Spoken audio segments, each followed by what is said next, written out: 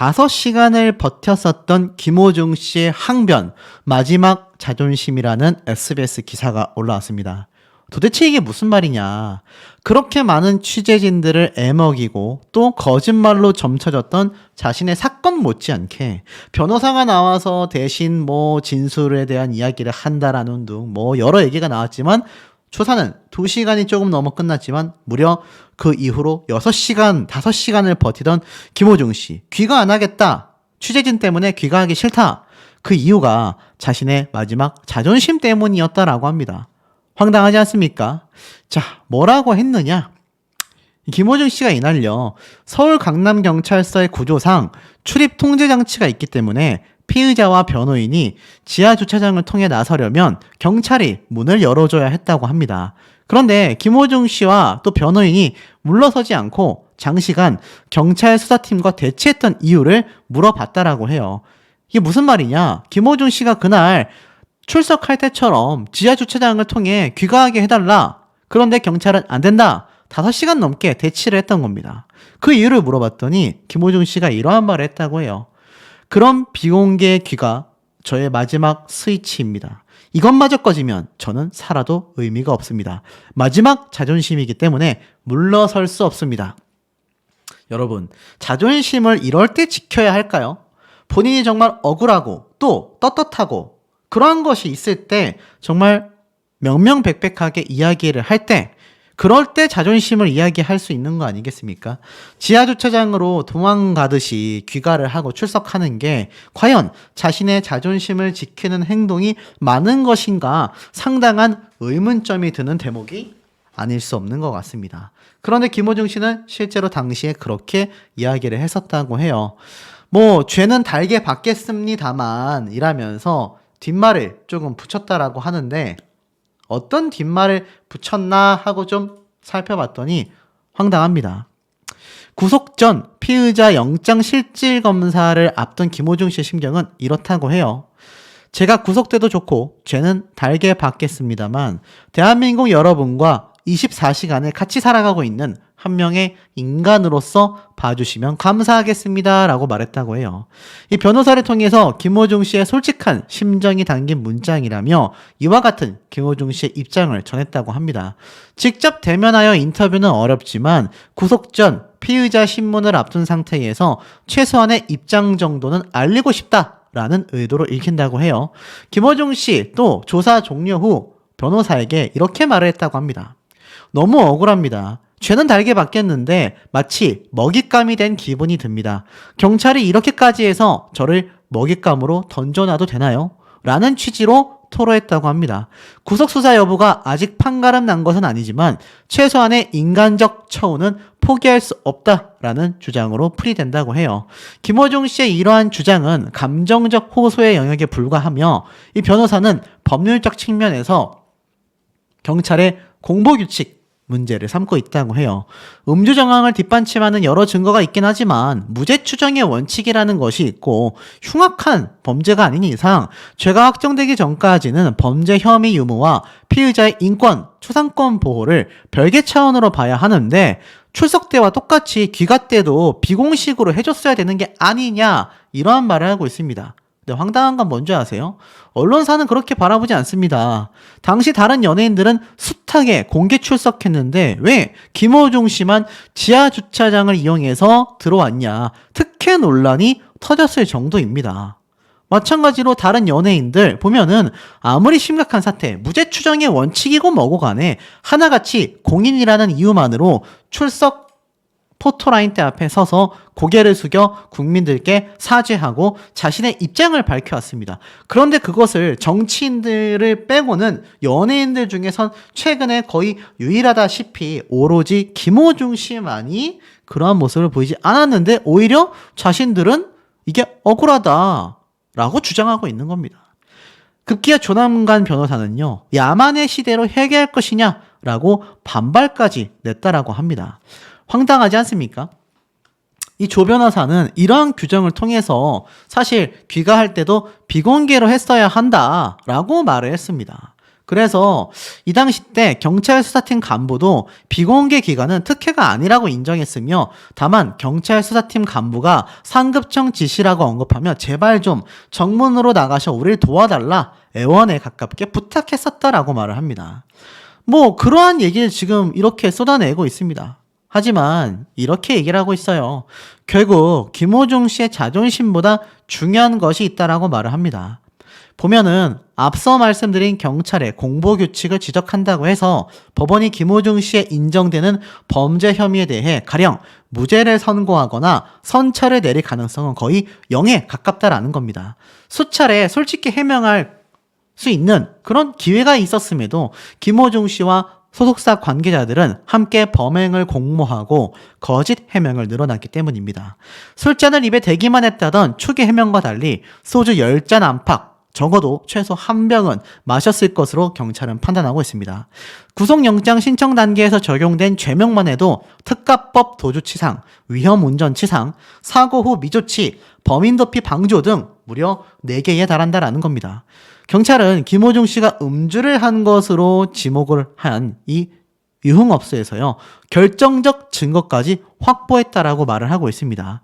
결국 추가 상황에 대해서 검찰도 엄벌 의지를 밝힌 만큼 기소 단계에서 세부 범죄 사실과 죄명이 추가될 수도 있다라고 말하고 있어요.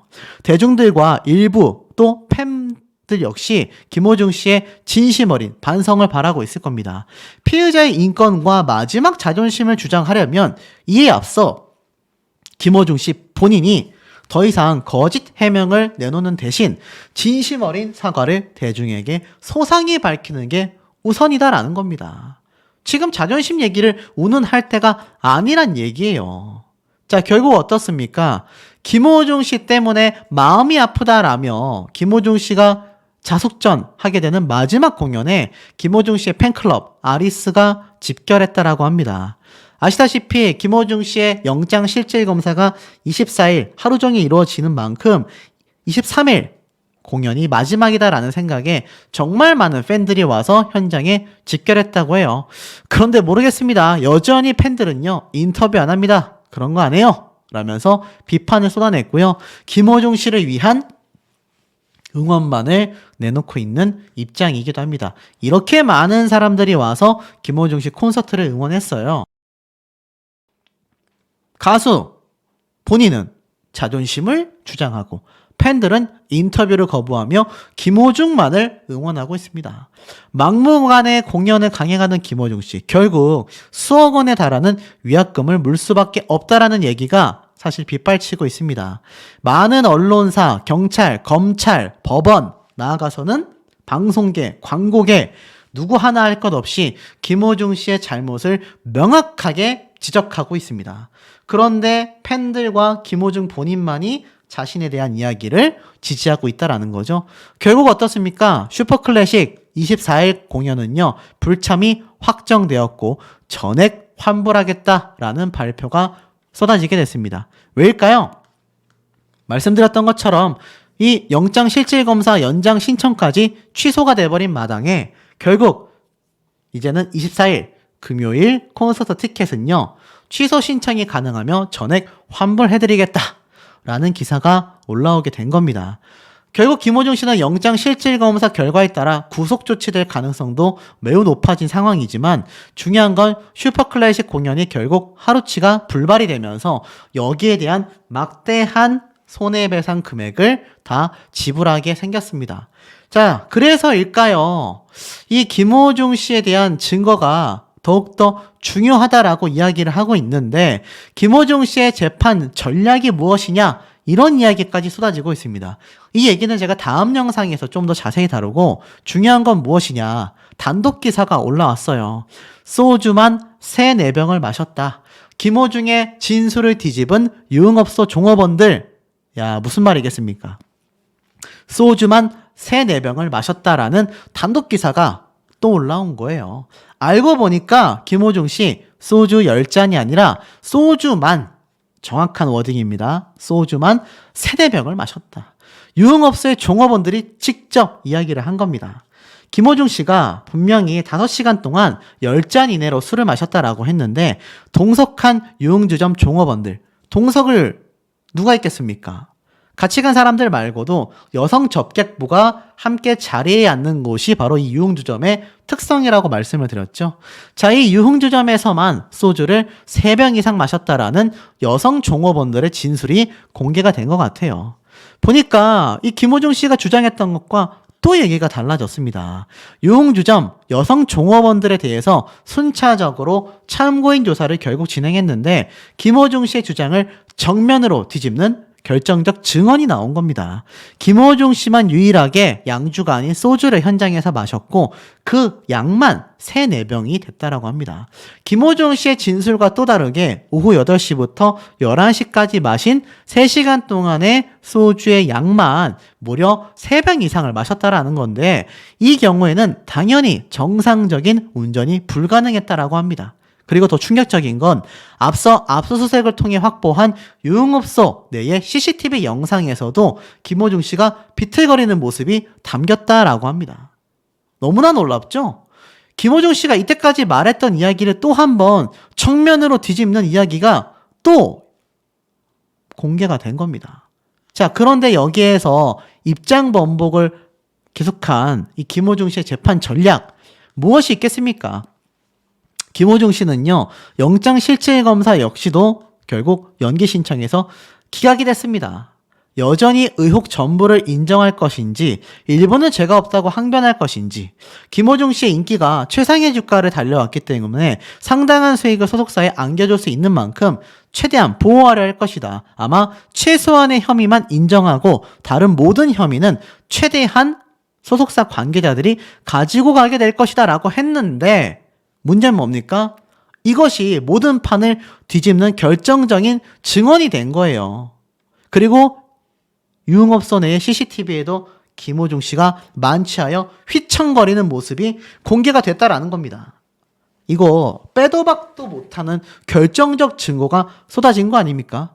여기에 나와 있는 내용이 사실이라면 이거 술집 내부에 있는 종업원들의 진술만이 아니라 실제로 김호중 씨가 술에 만취해서 이 유흥업소 내부에서 비틀거리는 모습들이 모조리 CCTV에 담겨 있다라는 건데 이거 24일날 공연을 가능하게 했다 하더라도 제가 말씀드린 것처럼 공연 중에 긴급 체포돼버리는 일마저도 저는 생길 수 있었을 거다라는 생각이 드는 대목입니다. 자, 제가 이미 전달해드렸던 김호중 씨의 학창시절 의혹 이제 많은 분들이 아시게 됐다라고 생각이 듭니다.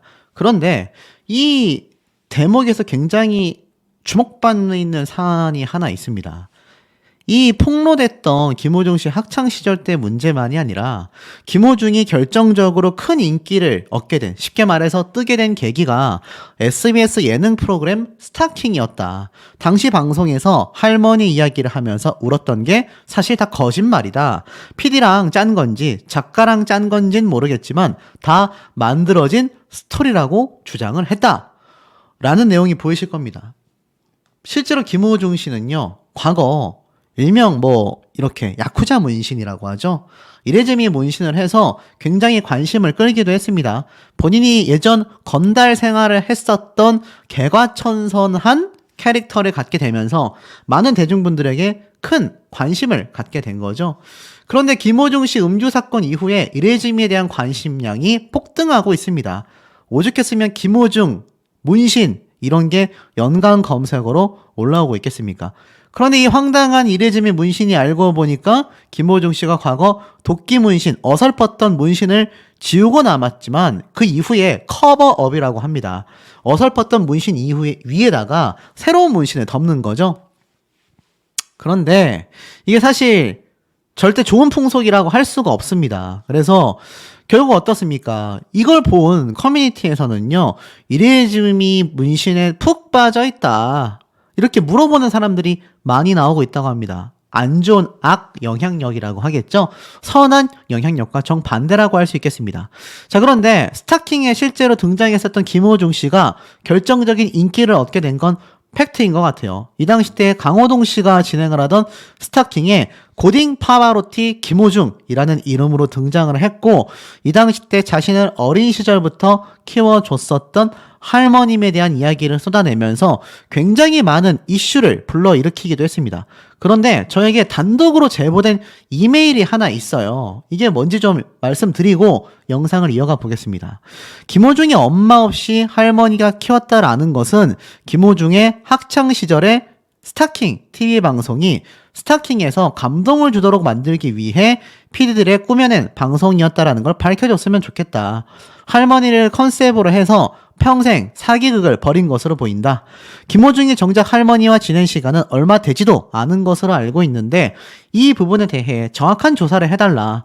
제가 듣기로는 김호중의 뒷바라지를 재혼했었던 어머니가 희생하며 해왔던 것으로 알고 있다.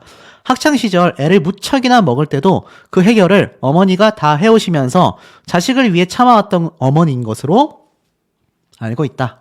자신이 듣기로는 김호중 씨의 어머니가 울산에서 로터리 클럽 모임에도 나갈 정도로 재혼 이후 경제력도 상당하고 김호중 씨가 유럽 유학을 가게 된 것도 어머니가 보내준 것으로 들어 알고 있다. 이 부분에 대해서 정확한 제보를 받아 좀 알아봐 주셨으면 합니다. 라고 하는데 저에게 제보해 주실 분들 이메일로 꼭 제보해 주시기 바랍니다. 제 이메일 정보는 제 채널에 정보란에 들어가면 공개가 되어 있으니까요. 그쪽으로 보내주시면 좋겠고 좀 더 읽어보면 김호중이 갔다는 유럽 유학도 대학 졸업장이 없어 사람들이 의심했는데 나중에 알고 보니 학원 연수를 몇 달 다녀온 것으로 밝혀졌다. 장학금을 타며 유학을 간 것도 아니고 은서 선생님도 그런 재력이 있어 보낸 것이 아니었다. 그 유럽 연수의 뒷바라지는 김호중 씨의 어머니께서 한 것으로 알고 있다. 이 부분도 어머니 측근들의 증언을 받아 정확한 상황을 좀 알아봐 주셨으면 한다. 김호중의 어머니는 내가 죄가 있다면 자식을 위해 열심히 뒷바라지한 죄밖에 없는데 어느 날 보니 내가 자식을 버리고 떠난 몹쓸 사람이 되어 있더라 라는 이야기를 했다는 말을 들은 바 있다. 모두 각자 각본을 알면서도 자식의 좋은 이미지를 위해서 나쁜 엄마로 살아야 했던 어머니도 그 인생이 참 기고하다.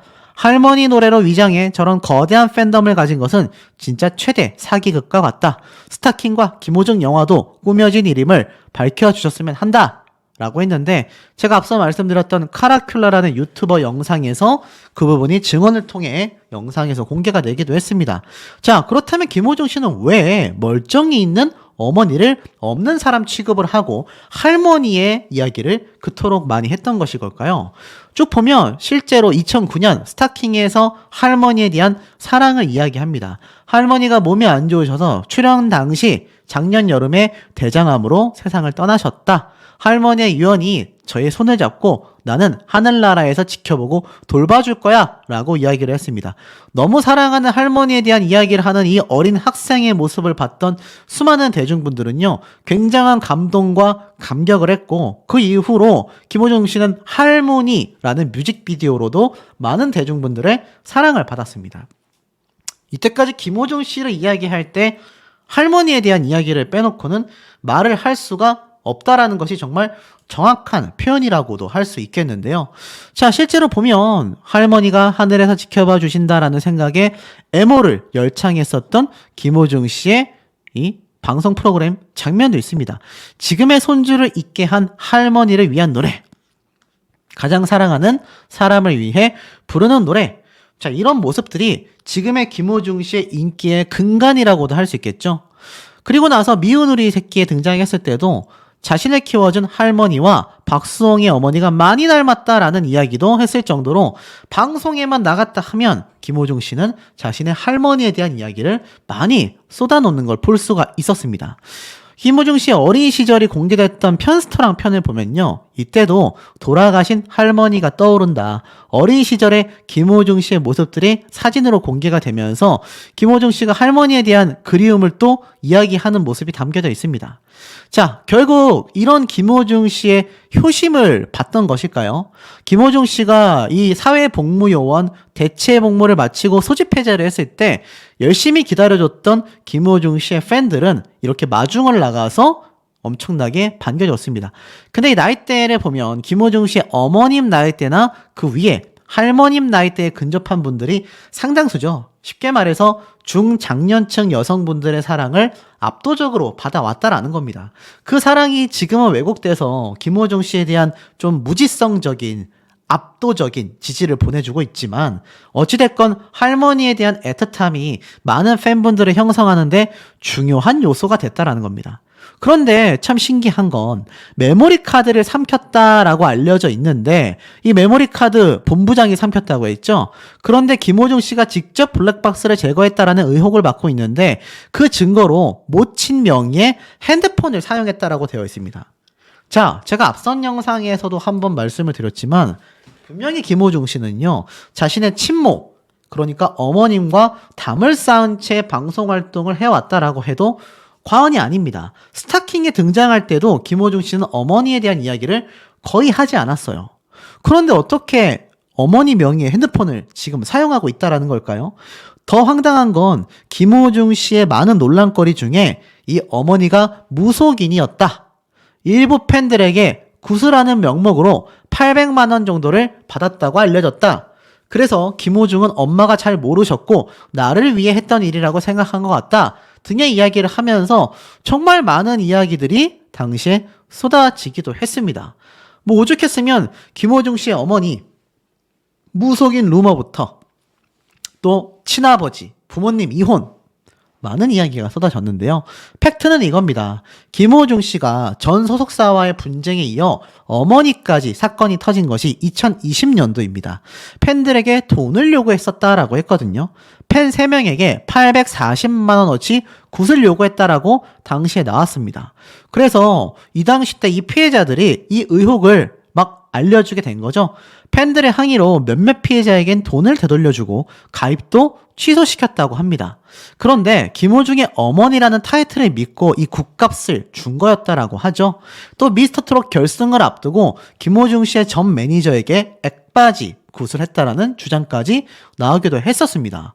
알고 보니까 이 호중 씨의 어머님은 이 B 씨에게 대운이 들어왔다라며 그것을 김호중 씨에게 전달하는 액바지 굿까지 했던 거죠.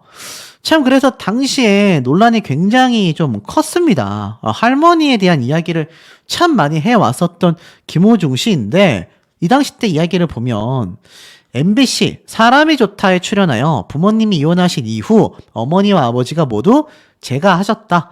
부모님의 빈자리를 할머니가 대신해줬다 라고 이야기를 했습니다.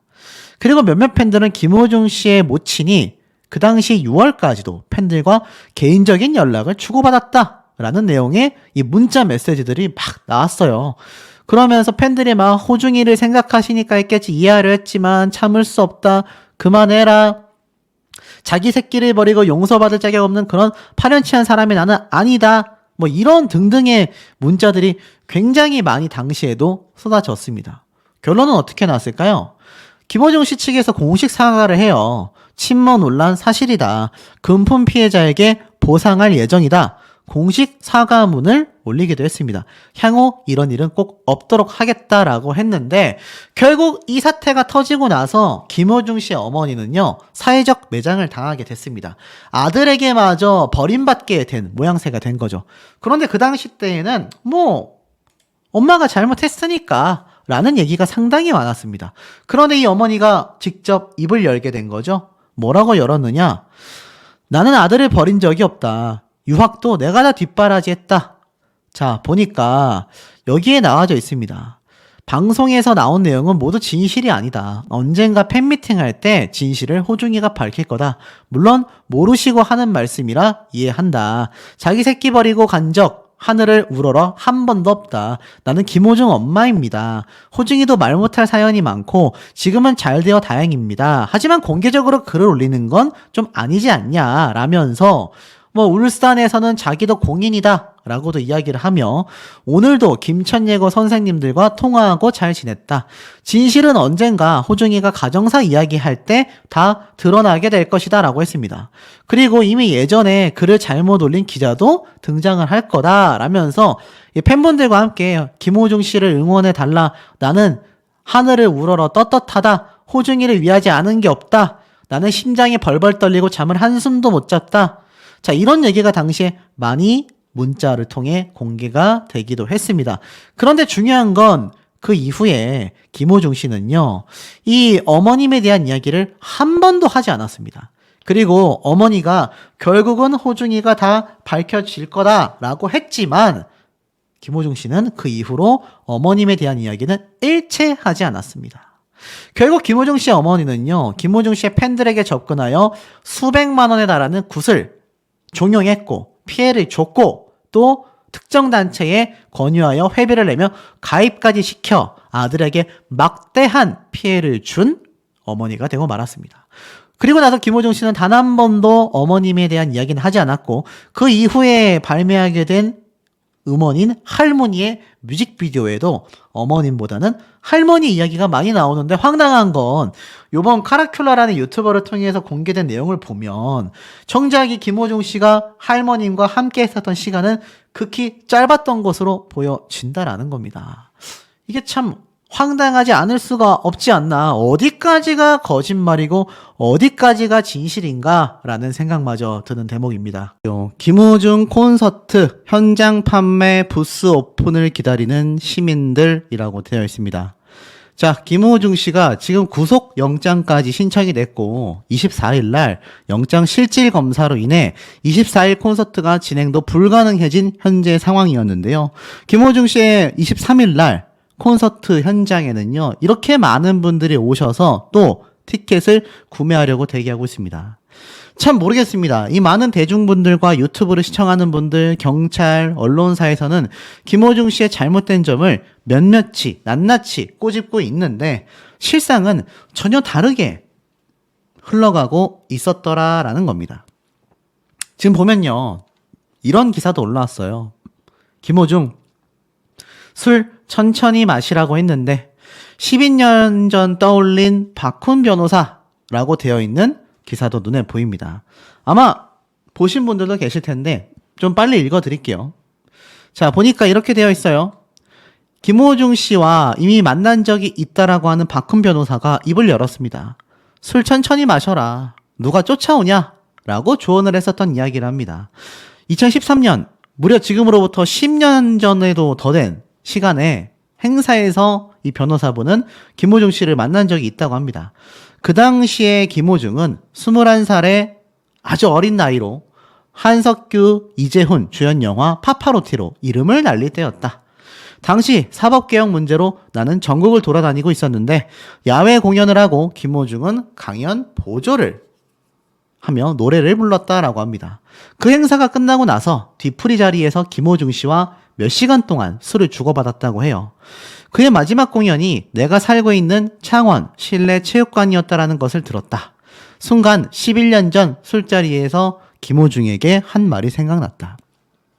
야, 술 천천히 마셔라. 누가 쫓아오냐? 라면서 파전을 뜯어줬었던 기억이 났다라고 회고를 했습니다. 10여 년 전 내가 알고 있던 그 얼굴이 아니었다. 성악가로 클 것이라 생각했는데 트로트 가수라니 의외였다. 김호중이 그 뒤 트로트 경연대회에서 가수로 데뷔한 사실을 전혀 모르고 있었다. 임영웅만큼 잘 나가는 가수인 줄 최근에야 알았다. 글쎄요, 비교는 좀 금물이 아닐까 싶습니다. 어찌됐건 영화 파바로티에 대해서도 21살짜리 인생에 대한 영화라니 어린 나이에 그를 띄워버린 사람들이 원망스럽기도 하다. 참으로 안타까운 친구다 라고 이야기를 했습니다. 그리고 이 파파로티 영화에는 김호중 씨가 건달 생활을 했었던 모습이 담겨져 있는데 제가 앞선 영상에서도 밝혔지만 그 모든 것들이 거짓말로 점쳐되어 있었다. 오히려 김호중 씨는 건달과는 거리가 멀었고 학창시절 동급생이나 후배들을 괴롭혔었던 그런 선배와 동기에 불과했었다. 이런 얘기도 좀 많이 쏟아졌습니다. 자, 그런 김호중 씨가 음주운전 사고를 내고 증거를 인멸하고 도피까지 했는데 김호중 씨가 나오는 이 콘서트장에는요, 줄이 아주 길게 늘어서 있었다라는 겁니다. 아시다시피 제가 앞선 영상을 통해 이 김호중 씨가 이 영장 실질 검사도 했는데 중요한 건 이 김호중 씨에 대한 이야기 중에 제가 말씀드렸던 것 중 한 가지가 있습니다. 무엇이죠?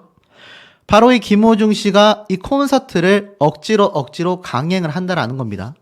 자, 이 강행하는 콘서트에 있어서 이 김호중 씨의 입장을 생각해 보면 커다란 수익 손해를 막기 위한 최후의 선택일 수밖에 없을 겁니다. 그런데 어제 날짜에 그런 기사가 올라왔죠. 김호중 씨가 떠나고 난 경찰서에서 나온 이야기에 따르면 김호중 씨가 자신의 모친의 핸드폰으로 전화를 했었고 그 휴대폰마저 입수를 했다라는 겁니다. 그러니 제가 앞서 전달드린 것처럼 막내 직원을 시켜서 막 무언가를 종용했겠죠. 핸드폰을 여러 사람의 명의로 사용하는 사람들의 심리는 딱 한 가지라고 합니다. 무언가를 은폐하고 무언가 감추기 위해 자신의 명의가 아니라 타인의 명의로 핸드폰 사용을 한다라는 거죠. 그런데 많은 분들이 궁금해하실 거예요. 김호중 씨의 어머니라니, 김호중 씨는 할머니 손에서 자라지 않았나? 이렇게 궁금해하시는 분들이 계실 텐데 그 부분은 제가 다음 영상에서 좀 상세히 아마 달아드릴 것 같고, 중요한 건 이 김호중 씨의 핸드폰입니다. 모친의 명의로 되어 있는 이 핸드폰에 어떤 내용이 담겨져 있었을까요? 경찰 측에서 지금 100% 공개하지는 않고 있지만 확실한 건 김호중 씨의 통화 내역, 포렌식이라고 해서 핸드폰을 다시 복구하는 기술을 통해 누구와 통화를 했고 통화 내용은 무엇이었고 그 모든 것이 낱낱이 밝혀진다라는 겁니다. 거기에 김호중 씨가 직접 개입하여 모든 걸 은폐하려고 했었다. 또는 내가 소주 10잔이 아니라 소주 10병을 마셨다 라는 내용이라도 혹시나 거기에 포함이 되어 있다라고 가정을 한다면 김호중 씨의 결정적인 혐의를 입증하는 명확한 증거가 되고 말 것입니다. 자, 김호중 씨요. 이 콘서트가 많이 다급했던 것 같습니다.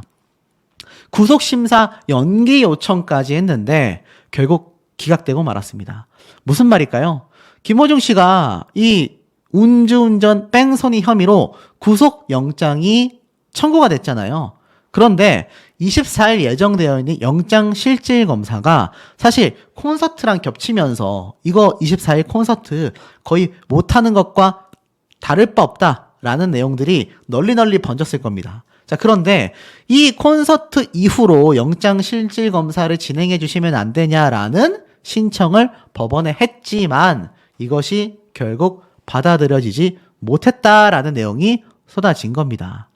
자, 무슨 말일까요? 영장실질검사 길 연기 요청을 서울중앙지법에서는 거절하고 말았습니다. 그래서 24일 날 김호중 씨의 이틀째 날 콘서트가 있는 날에 정상적으로 12시부터 이 실질검사가 진행이 된다고 합니다. 23, 24일 열리는 콘서트를 위해서 연기 요청을 했던 건데 글쎄요. 콘서트가 오후 8시라고 되어 있습니다.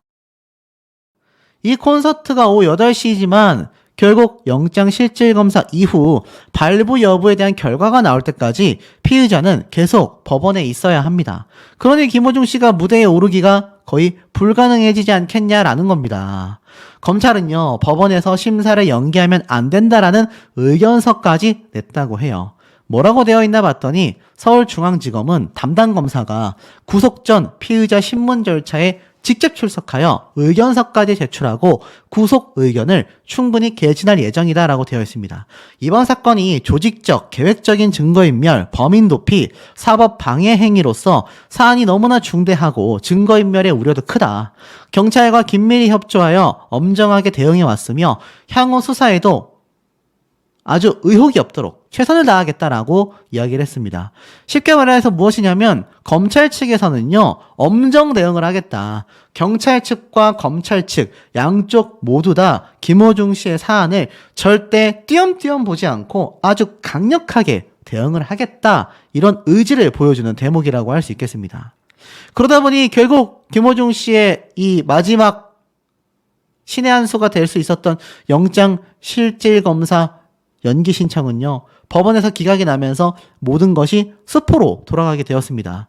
자, 그리고 나아가서는 앞에 말씀드렸던 김호중 씨가 사용한 핸드폰, 자신의 어머님의 명의로 되어 있는 이 핸드폰에 있는 포렌식 결과에 따른 결과가 나오면 나올수록 김호중 씨는 점차 이 혐의에서 벗어나기가 더욱더 어려워지죠.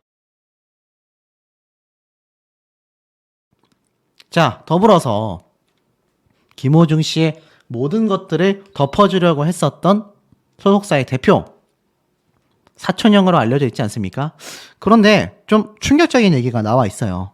김호중의 친족이기 때문에 면죄부가 될 것인가?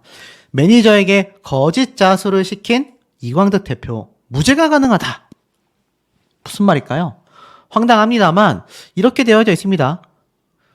김호중 씨와 팔촌지간인데 형법 151조 2항에 따르면 친족 또는 동거 가족이 범인을 은닉하고 도피하게 한다면 사실 처벌하지 않는다라고 되어 있습니다. 친족 관련 죄인 것 같아요. 가족끼리는 그럴 수도 있다. 이런 말이 이 법조항에 있다는 얘기입니다. 그래서 이광덕 대표가 김호중 매니저에게 내가 허위 자백을 시켰다라는 건데 여기에서 중요한 것이 바로 김호중 씨가 사용했다라고 알려져 있는 명명백백한 핸드폰 속 증거들이 너무나 중요하다라는 겁니다. 왜일까요? 그 핸드폰 안에 있는 내용 중에 매니저에게 시킨 허위 자백이 이광덕 대표가 아니라 김호중이 직접 지시했다라는 것이 걸리는 순간 이것은 김호중 씨가 음주운전을 100% 인정한 것과 다를 바 없습니다. 그것도 소주 10잔을 마셨다가 아니라 명확하게 음주운전 뺑소니에 해당하는 알코올 농도에 포함된다라고 할 수 있죠. 그것을 감추기 위한 모든 자작극이라고 설명이 되는 겁니다. 그런데 이광덕 대표가 그냥 내가 시켰다로 이 진술을 한 것 의도 자체가 여기 나와 있는 가족 간에 이 처벌할 수 없다라는 조항을 들먹이기 위해서가 아니냐 이런 의혹까지 쏟아지고 있는 겁니다. 그래서 이 기사 내용을 살펴보면 허위 자백을 지시한 게 이광덕 대표였었다라고 말합니다. 그래서 이제 처벌을 피할 수도 있다라는 거죠. 김호중 씨가 지시했다 그러면 처벌을 피할 수가 없지 않습니까?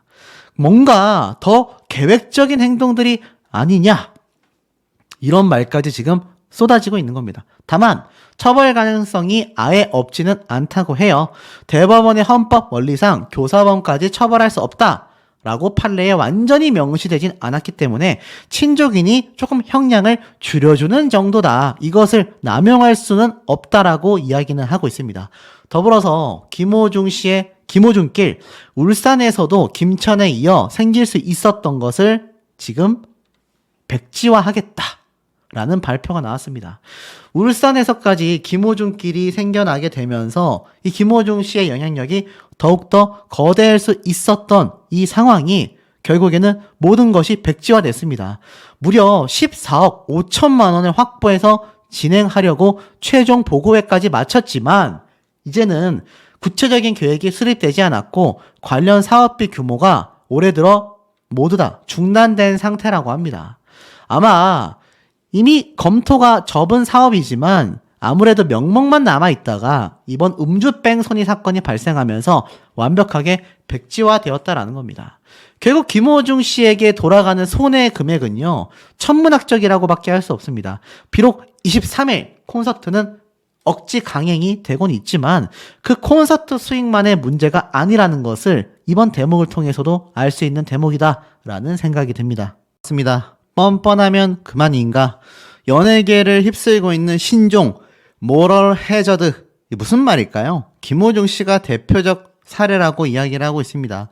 김호중 씨의 경찰 출석하고 난 이후 집으로 귀가할 때의 표정, 행동, 주머니에 손 넣은 것들 많은 점들이 지적당하고 있는데요. 연예인에게 져야 할 사회적 책무는 연예인이 아닌 일반인들보다 훨씬 가볍다고 할 수 있는 걸까? 최근 상식적인 수준의 행동을 보여주지 못하는 연예인들의 모습이 다수 관측되고 있고 이를 모럴 해저드, 도덕적 해이라고 명명한다고 합니다. 이걸 모럴 해저드라고 불러야 할지 시대가 그렇게 변해가고 있다고 이해해야 할지 혼란스러운 수준이다 라고까지 말을 했는데요. 결국 김호중 씨는 어땠습니까? 과거 다른 연예인들과 전혀 달랐던 포토라인이다 라고 비판받고 있는 상태입니다. 사실 김호중 씨의 이날 이 귀가 거부를 하며 버텼던 현장에서는요. 다양한 이야기들이 쏟아졌었다고 해요.